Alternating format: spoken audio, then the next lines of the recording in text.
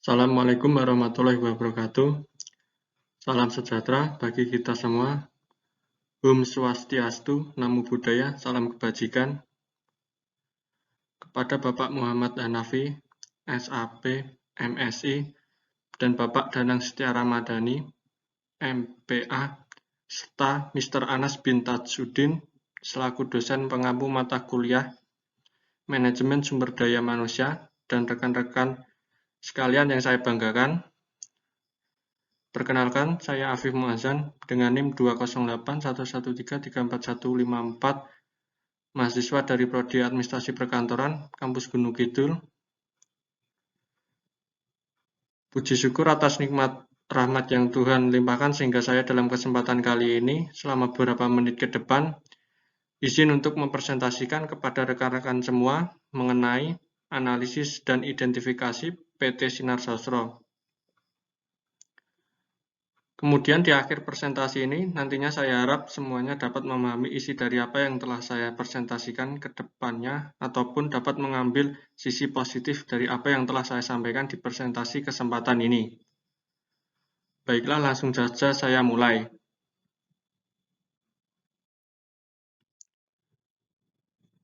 Profil perusahaan. Di slide ini, kita dapat melihat profil dari perusahaan PT Sinar Sosro. PT Sinar Sosro adalah perusahaan teh siap minum dalam kemasan botol yang pertama di Indonesia dan di dunia. Selain di dalam negeri, PT Sinar Sosro juga menambah pasar internasional dengan mengekspor produk-produk one-way packing atau non-bottle beling ke beberapa negara di Asia, Amerika, Eropa, Afrika, Australia, dan Kepulauan Pasifik.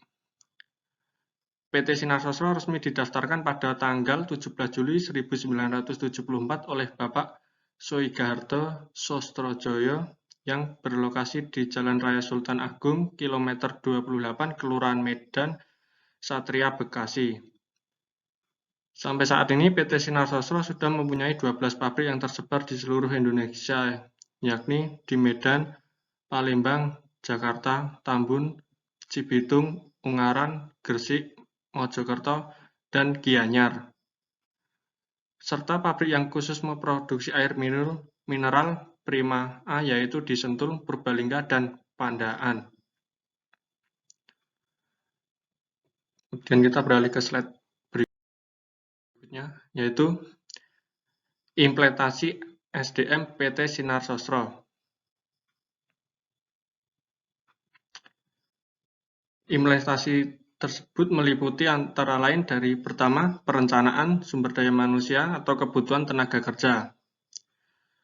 Perencanaan sumber daya manusia berarti mengestimasi secara sistematik permintaan ataupun kebutuhan dan suplai tenaga kerja organisasi di waktu yang akan datang.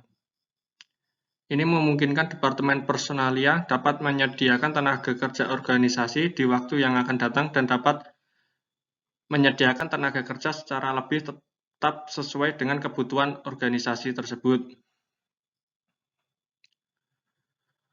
Kemudian berikutnya yaitu organisasi ataupun input-input sumber tenaga kerja. Struktur organisasi PT Sinar Sosro berbentuk gabungan lini dan fungsional, di mana kebijakan dan wewenang diberikan oleh pemimpin kepada bawahan sesuai dengan tugas dan tanggung jawab masing-masing. Pimpinan setiap departemen dapat memberikan perintah kepada semua staf dan anggota yang ada sesuai dengan bidang pekerjaannya. Kemudian berikutnya pelaksanaan ataupun penempatan dan pelatihan spesifikasi pekerjaan. Sistem perekrutan tenaga kerja di PT Sinar Sosro Indonesia dilakukan secara internal rekrutmen atau promosi maupun eksternal rekrutmen ataupun pencarian tenaga kerja dari luar organisasi. Untuk mengisi lowongan yang ada, kesempatan akan diberikan terlebih dahulu kepada karyawan di dalam perusahaan yang sudah dianggap mampu dan memenuhi persyaratan yang ditetapkan untuk menduduki jabatan lowongan itu. Kemudian apabila dari dalam perusahaan tidak dapat memenuhi kebutuhan karena perkembangan perusahaan yang pesat, maka perusahaan akan melakukan penerimaan dari luar. Kemudian adalah pengawasan ataupun pengawasan kinerja dan produktivitas. Salah satu cara yang dilakukan oleh PT Sinar Sosro dalam pengembangan karyawan dilakukan dengan berbagai cara, antara lain pemberian fasilitas-fasilitas, perlengkapan, serta yang terakhir kesejahteraan kepada karyawannya. Selanjutnya yang terakhir adalah evaluasi atau penilaian prestasi kerja. Dalam evaluasi penilaian kinerja oleh PT Sinar Sosro yaitu dapat dilakukan dengan memberi umpan balik kepada karyawan yang sedang dinilai daya upaya memberi masukan tentang aspek yang harus diperbaiki.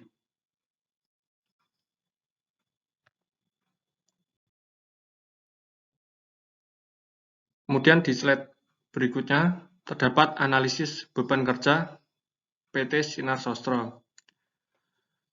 Dari hasil analisis data dalam penelitian ini menunjukkan bahwa variabel beban kerja berpengaruh negatif dan signifikan terhadap kinerja karyawan PT Sinar Sosro Kantor Penjualan Yogyakarta.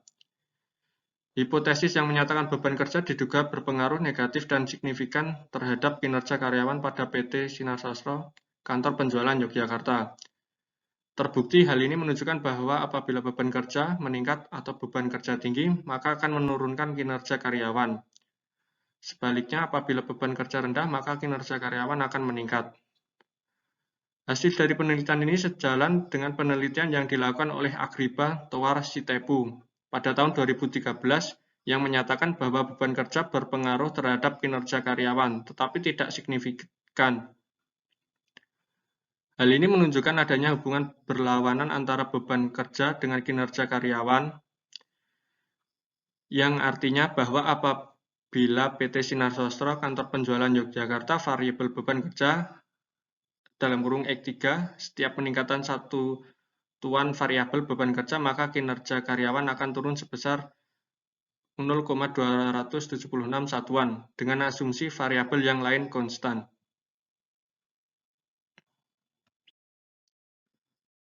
Kemudian pada slide berikutnya terdapat analisis kebutuhan karyawan. Salah satu cara yang dilakukan oleh PT Sinar Sosro dalam hal memenuhi kebutuhan karyawannya dilakukan dengan berbagai cara, antara lain pemberian fasilitas-fasilitas seperti poliklinik, koperasi, kantin, tempat ibadah, tempat olahraga, loker sepatu, pakaian, dan seragam karyawan, serta perlengkapan kesejahteraan yang meliputi uang transport dan tunjangan lainnya, serta memberikan kenaikan gaji 1 kali dalam 1 tahun dengan jumlah penggajian sebanyak 14 kali. Di samping itu, para karyawan juga mendapatkan jaminan tenaga kerja sosial ataupun JAMSOSTEK yang meliputi jaminan kecelakaan kerja, jaminan hari tua, jaminan kematian, jaminan pelayanan kesehatan karyawan, dan yang terakhir jaminan lainnya.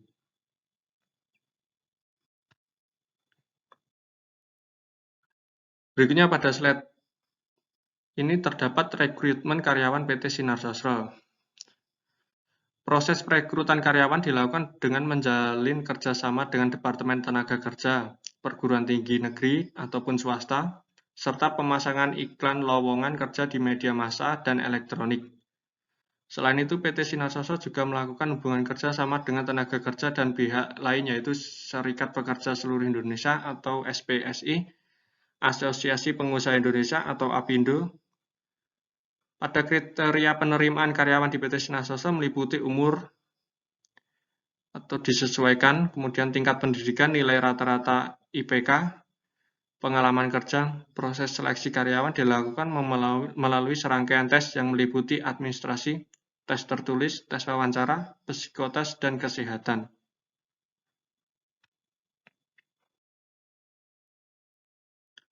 Kemudian di slide berikutnya terdapat strategi mempertahankan dan meningkatkan keterlibatan hubungan. Sosro memahami betul esensi dan karakter bisnisnya. Bagi bisnis yang mengandalkan pengembalian botol kosong, distribusi 2 jalur adalah segala-galanya. Sosro menerapkan sistem distribusi yang rapat, artinya pasukan armada dan distribusi selalu sigap menyerbu bukan saja wilayah-wilayah pemasaran baru, melainkan juga mengambil botol yang kosong untuk segera diangkut kembali ke pabrik.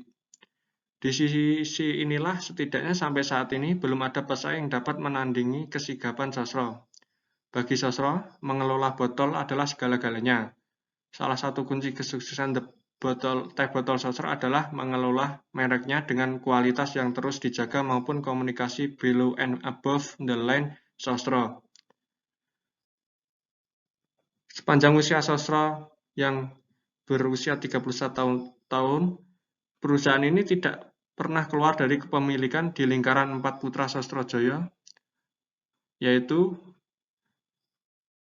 Sumarsono, Sugiarto, Sujipto, dan Surjanto. Kekuatan finansial keluarga Sostrojoyo tidaklah bisa dianggap enteng. Di samping mempertahankan bisnis keluarga besar ataupun grup Sosro, mereka juga melebar ke banyak sektor bisnis.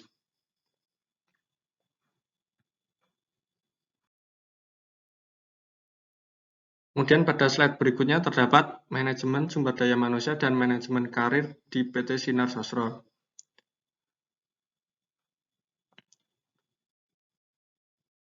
Sosro menyadari bahwa segmen konsumen ini memiliki keinginan hadirnya minuman yang dapat menghilangkan dahaga di tengah kelelahan dan kondisi panas selama perjalanan. Atribut kepuasan ini dicoba untuk dipenuhi dengan menghadirkan minuman teh botol dalam kemasan yang praktis dan tersedia di kios-kios sepanjang jalan. Berikut beberapa strategi guna meningkatkan kualitas terhadap PT Sinar Sosro, yaitu meliputi antara lain 1. Untuk melakukan pelatihan terhadap manajemen sumber daya manusia yang dimiliki PT Sinar Sosro. Kemudian kedua, melakukan pemberdayaan pada sektor manajemen sumber daya manusia yang bermasalah. Kemudian yang ketiga, mengembangkan standar manajemen sumber daya manusia dari tahun ke tahun di perusahaan. Selanjutnya yang keempat, memberikan kompensasi yang sesuai guna untuk kesejahteraan manajemen sumber daya manusia yang dimiliki. Kemudian yang terakhir, kelima, melakukan quality control guna menjaga kualitas pada manajemen sumber daya manusia yang dimiliki PT Sinar Sosro yang melakukan regenerasi karyawan merupakan aspek penting dalam mempertahankan dan mengembangkan keunggulan kompetitif jangka panjang. Oleh karena itu, Sinar Sosro berupaya untuk menawarkan banyak kemungkinan pelatihan dan pengembangan dan persiapan karir generasi muda yang bisa bertanggung jawab yang lebih besar. Sinar Sosro menyelenggarakan program pengembangan karir berkala untuk mempersiapkan karyawan pindah ke jalur karyawan yang tinggi ataupun untuk memenuhi kebutuhan strategi karyawan.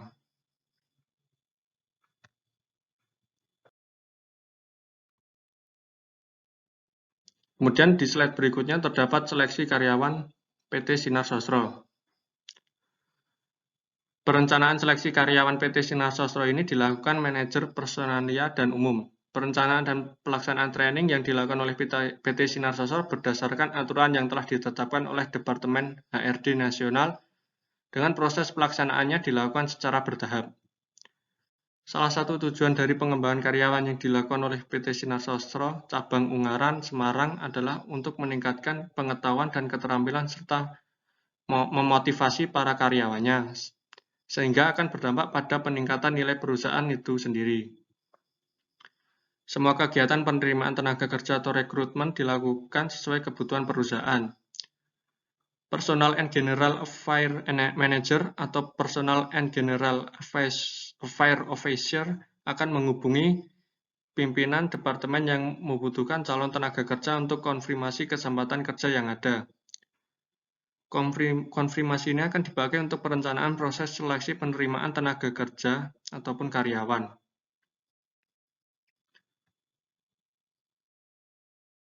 Selanjutnya, slide berikutnya adalah pelatihan karyawan PT Sinar Sosro.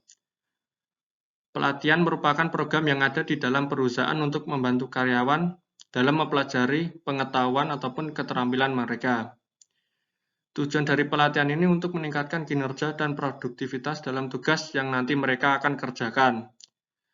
Di dalam PT Sinar Sosro bahwa dalam melaksanakan program pelatihan dan pengembangan sumber daya manusia ini bertujuan untuk pertama, membangun dan memfasilitasi budaya belajar di perusahaan. Kemudian yang kedua, mengembangkan sumber daya manusia yang handal. Ketiga, mengembangkan keterampilan karyawan. Serta yang terakhir, kompensasi karyawan sesuai kebutuhan perusahaan. Pelatihan PT Sinar Sastra dilakukan juga berdasarkan lingkungan internal. Lingkungan internal adalah kegiatan-kegiatan internal perusahaan yang dapat dikendalikan. Artinya, untuk mencapai tujuan dan menjalankan strategi pemasaran, pemasar mampu melakukan pengendalian atau pengaturan atas operasi kegiatan-kegiatan tersebut seperti apa yang dikehendaki perusahaan. Perusahaan dapat melakukan rekrutmen sumber daya secara produktif melalui koordinasi faktor manusia dan alat-alat manajemen.